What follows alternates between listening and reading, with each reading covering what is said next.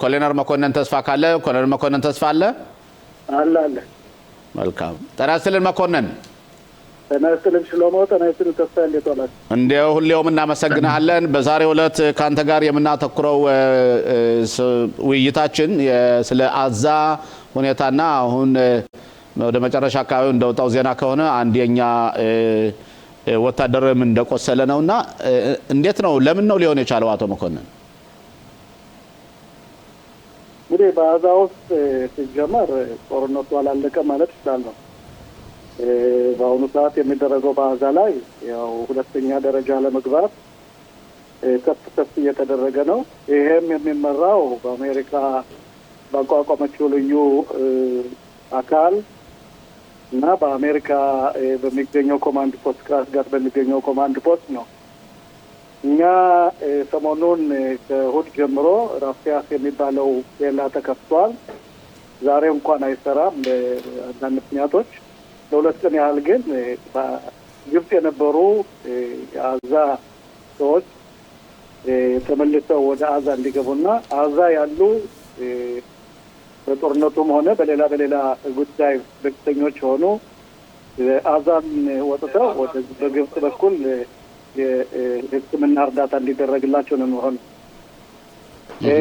ከዚህ ላይ እንዳለ እንደምታውቀው በአዛ በፊላደልፊ በኩል የሐማስ አማጺያኑ ሐማስ መሳሪያ ማስገባት ይሞክራል ራክፋን በምንለውና በተለያዩ መንገዶች እንግዲህ ሐማስ ራሱን ለማንሰራራቶ እንደገና ገዥ ለመሆን እየታገለ ነው በአንጻሩ ግን እንደምታውቀው ትራምፕም እንዳሉት ሐማስ ትጥቁን መፍታት አለበት ሐማስ ግዛቱን መተው አለበት ይሄን የሚያደርገው አካል ደግሞ እንደምታውቀው ያው በዚህ ኮሚቴ ተቋቋመው ዓለም አቀፋዊ የሆነ ኮሚቴው ነው ቶኒ ብሌር የሚመራው እሳቸው ትራምፕ ጠቅላላ ይሄን ሁኔታ መምራት ይፈልጋሉ እንደሚመስለኝ ግን እንደማውቀው ሐማስ ትጥቁን አይፈታም ሐማስ ግዛቱን አዛው ለማደራጀት እየተሯሯጠ ነው ዞሮ እንግዲህ ይህ ጉዳይ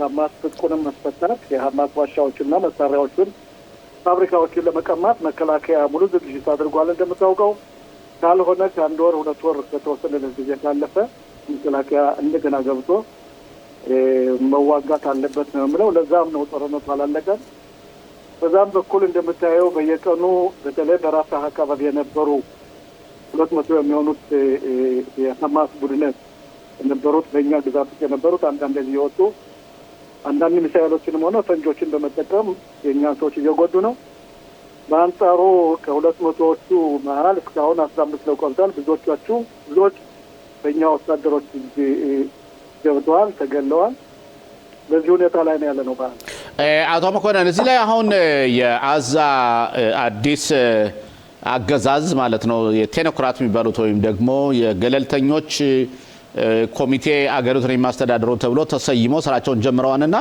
እነሱ ስራቸውን ከጀመሩ የሐማስ ስራ ምንድነው ማለትም አሁን ለተመልካቾቻችን ትንሽ ኮንፊውዝድ ሆነናል ማለትም በአንድ በኩል አዛን የሚያስተዳድሩ ተመርጧን ይባላል በአንድ በኩል ሐማስ እየገዛ ነው ያለው ሐማስ ራሱን እንደገና እየገነባ ነው ያለው እኛ ደግሞ በ53% መሬት ላይ ኃላፊነትን ወስደን እያስተዳደርነ ነው ምንድነው ነገሩ ልክ እኛ እስካሁን ያለንበት በ53 ሁሉ የሚሆነው በአዛ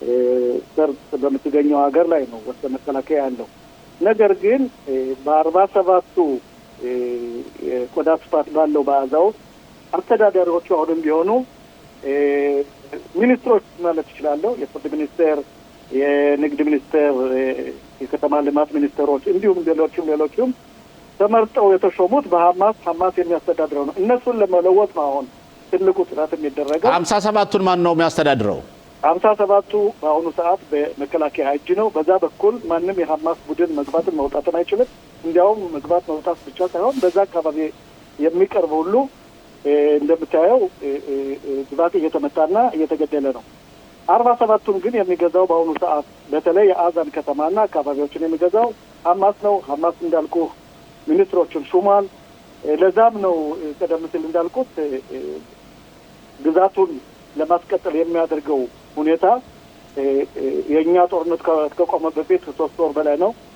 አሁን ይሄንን ሚኒስትሮች ለመለወጥ ይህ በአሜሪካ በተለይ በትራምፕ የተቋቋመው አካል እነሱን ካላስለቀቀ ሐማስ ግዛቱን ካልተወ ሐማስ መሳሪያውን ካልፈታ ቀደም ሲል እንዳልኩ ነው ዞሮ የኛ ስራ ነው የሚሆነው። ይሄን ለማድረግ ደግሞ መከላከያ ሙሉ ዝግጅት አድርጓል። ስለዚህ የሚጠበቀው ትራምፕ የሚሰጡት የጊዜው ውሳኔ ብቻ እንጂ ሐማስ ትጥቁን ይፈታል የሚል አቋም የለኝም። አቶ ተስፋዬ ጥያቄ ካለ ለአቶ መኮንን። አዎ ጤና ይስጥልኝ በድጋሚ ኮሎኔል መኮንን። እንግዲህ ጠቅላይ መከላከያ ሚኒስትር ዛሬም የተናገሩት ንግግር አለ። ሐማስ ትጥቁን ካልፈታ እኛ እናስፈታለን የሚል ንግግሮች ተደጋጋሚ ሆነው ይሰማሉ። ከጠቅላይ ሚኒስትርም እንደዚሁ ይሄ ነገር ለምንድን ነው ጊዜ የማይገድበው? ማለት በእስራኤል የዚህን የሐማስን የትጥቅ ማስፈታት ሁኔታ ጊዜ የመውሰዱ ሁኔታ ለምን ደረጃ ያደርሰናል ብለው ያስባል ኮሎኔል? ያው ለተስፋ መጀመሪያ ሰላም ነው። ልክ ነህ። በአሁኑ ሰዓት ትልቅ በአሜሪካ ባለስልጣናትና በተለይ በዊትኮፍ ትናንትና በተደረገው ውይይትን የያዛ ሁኔታ ተነስቷል። ፕሬዚደንት ትራምፕ የጊዜ ገደብ ማድረግ አለባቸው።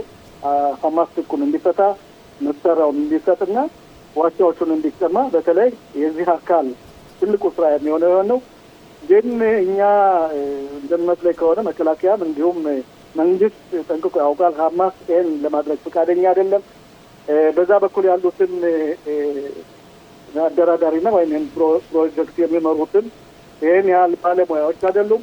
ሐማስ የደበቃቸውን መሳሪያዎች ለማስፈታት ብዙ ጊዜ ወስድባቸዋል። ስለዚህ ትናንትም ውይይት ላይ የነበረው የትራምፕ አድሚኒስትሬሽን ወይም ፕሬዚደንት ትራምፕ የጊዜ ወሰን ወይም የጊዜ ገደብ መኖር አለበት። ያ ወሰን 2 ወር 3 ወር ካሉ በኋላ ከ2 ወር ከ3 ወር በኋላ ሐማስ ትጥቁን የማይፈታ ግዛቱን የማይተው መሳሪያዎችን እና ዋሻዎችን የማይቀማ ከሆነ ልክ 53% ወይም ብጫ መስፈር እንዳልነው በያዝነው እንቆያለን። መከላከያ በዛ ነው የሚቆየው በአሁኑ ሰዓት። ይሄ እስካልሆነ ድረስ በዛ ይቆያሉ። ያ ከሆነ ሐማስ ትጥቁን ካልፈታ መከላከያ ገብቶ ጠቅላይ ሚኒስትሩ እንዳለው መከላከያ ሚኒስትር እንዳለው ኤታማዦር ሹም እንዳለው ሙሉ ፕሮግራሙ ተነድፏል። መቼና የትኛው ዩኒቲ ወይም የትኛው ብርጌድ ገብቶ ይሄን ድርጊት የሚያስፈጽመው። ለዛም ነው ጦርነቱ አላለቀም። ጦርነቱ ምንም እንኳ ይቀዝቅዝ እንጂ እድል ለሰላም ይሰጥ እንጂ ያ ካልሆነ እነዚህ አካላት ሐማስን ትጥቁን ካላስፈቱ በተለይ ስጋታችን ሐማስ የሚባለው ድርጅት በዛ በኩል አንሰራርቶ ነስቶ ግዛቱን ቀጥሎ መሳሪያዎቹን አደራጅቶና አቀናጅቶ ጥቅምት 7 ለማድረስ ወደፊት ስለሚዘጋጅ ይህን እድል መስጠት የለብንም። በዛ በኩልም ሰፈሮቻችን ሰላም ካልሆኑ ሰላም ስለማንተኛ ይሄን ሁኔታ እንደሚቀጥል አልጠራጠርም። በነገራችን ላይ ፕሬዚደንት ትራምፕን ይሄን በጋድ ተናግረውታል። ስለዚህ የሚጠበቀው የጊዜ ወሰን ወይም የጊዜ ሁኔታ እንጂ 3 ወር 4 ወር ብሎ መስጠት እንጂ ካልሆነ እኛ እንገባበታለን ማለት ነው።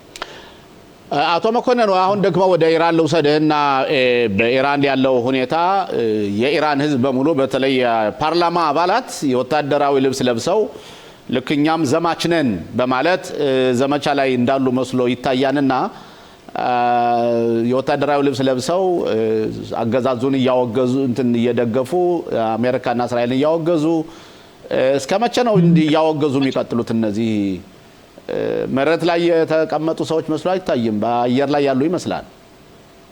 ትክክል። የኢራን ሁኔታ እንግዲህ እንደምታውቀው አሜሪካ ሙሉ ትጥቋን ይዛ በመካከለኛው ምስራቅ ትገኛለች።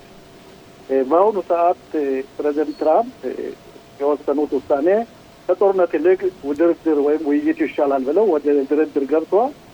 ይህ ድርድር በቱርኪያ በምትባለው ሀገር ሊፈጸም ነበር በአረባት ሀገራት የተወካይነት።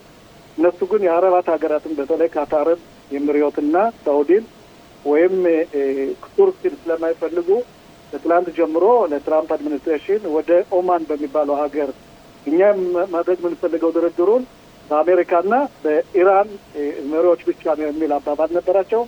በአሁኑ ሰዓት እንደምሰማው ከሆነ ትራምፕ ይህን ነገር ተቀብለዋል። አርብ ዊትኮፍ በኦማን ተገኝተው ከኢራን ባለስልጣናት ጋር ሊነጋገሩ ነው። እንግዲህ ኢራን የምታደርገው ነገር ኢራን ቀላል ሀገር አይደለችም። እንዴት ነው? በጣም ተንኮለኛ ናት።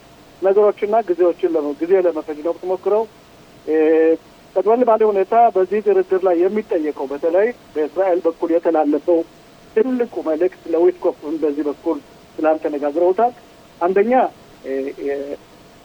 ኒውክሌር ፕሮጀክት የሚባላቸውን በተለይ ኡራኒየም ከ40 ኪሎ በላይ የዳበረውን ማውደም ነው። ፕሮጀክቱን እንደገና መሰረዝና ይህ ፕሮጀክት እንዳይሳካ ድርድር ላይ ቀርቧል።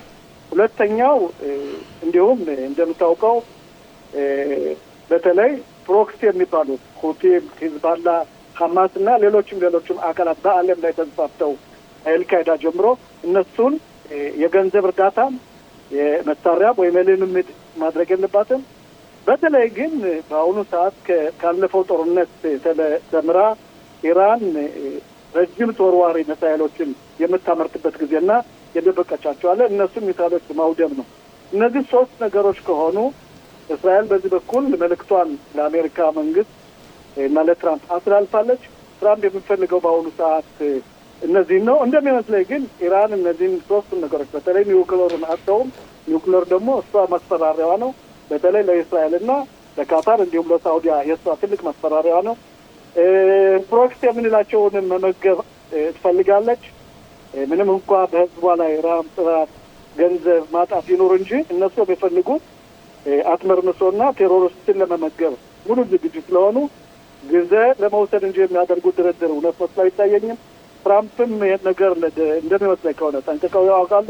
እንደሚመስለኝ ከሆነ ግን ይህን ከድርድሩ በኋላ አርብ ነው ድርድሩ የሚደረገው። ፕሬዚደንት ትራምፕ ትልቅ ውሳኔ መቀበል አለባቸው። የእኛ ፍላጎት የእስራኤል ሀገር ፍላጎት እንደምታውቀው ኢራንን በአሜሪካ ላይ ጥምር ኃይል እንበለው ትልቅ ውጊያ አድርጎ በተለይ መንግስት ተቋማትን መሽፈራው ተማርተካ የምንላቸውን አውድሞ የኢራን ህዝብ ነጻ ማውጣትና እንደሚመስለኝ ከሆነ ወደዛ አዝማሚያ ምንሄድ መስሎ ይታየኛል። ግን ይህን ትዕዛዝ የሚሰጡት አንድ ሰው ናቸው። እሳቸውም ፕሬዚደንት ትራምፕ ናቸው። ሙሉ መረጃ ተሰጥቷቸዋል። በእኛ በኩል በተለይ በሞሳዱ መሪ በመከላከያ ደህንነት በሽሎሚ ቤንደር በጠቅላይ ሚኒስትሩ በልዩ ልዩ ከፍተኛ ባለስልጣናት በእስራኤል በኩል መረጃ ተሰጥቷቸዋል። የት እንዳለ ምን ማድረግ እንደሌለበት እንደምታየው በኢላት በኩል ትልቅ የሆነ የአሜሪካ መርከብ አለ። ይህን ጦርነት ለመቋቋም እስራኤል ሙሉ ዝግጅት አድርጋለች። በዚህ በኩል ምናልባት አሜሪካ ኢራንን ላይ ትንኮሳ ከፈጠረች ኢራን ወደኛ ስለሚተኩሱ ሙሉ መሳሪያዎች ተዘጋጅተዋል። የሚጠበቀው የእሳቸው ውሳኔ ነው። እኛ የምንፈልገውን ትራምፕ ኢራንን በተለይ የመሽፈሮታ ማፔካ አውድመው የኢራን ህዝብ ነጻ የሚወጣበትና ኢኮኖሚውን የሚገነባበትን መስሎ ይታየኛል። ይህን ደግሞ ቆይተን የምናየው ይሆናል ማለት ነው።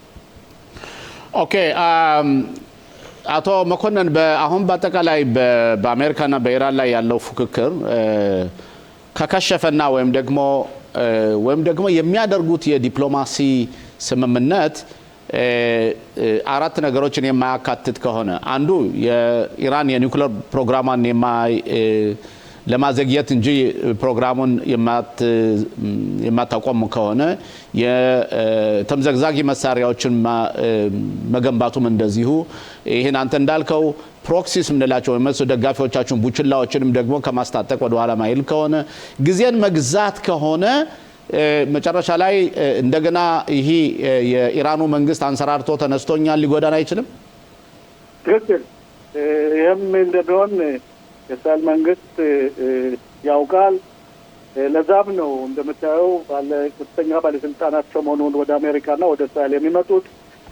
ነገር ግን እንደምታየው ትራምፕ ምንጊዜም ቢሆን እሳቸው ጦርነት ዘጋለሁ የሚለውን ራዕይ ይዘው ወደ ድርድር የቀረቡት እንደሚመስለኝ ከሆነ ትራምፕም የኢራንን መጭበርበርና ወይም ጊዜ መውሰዷን ያውቃል።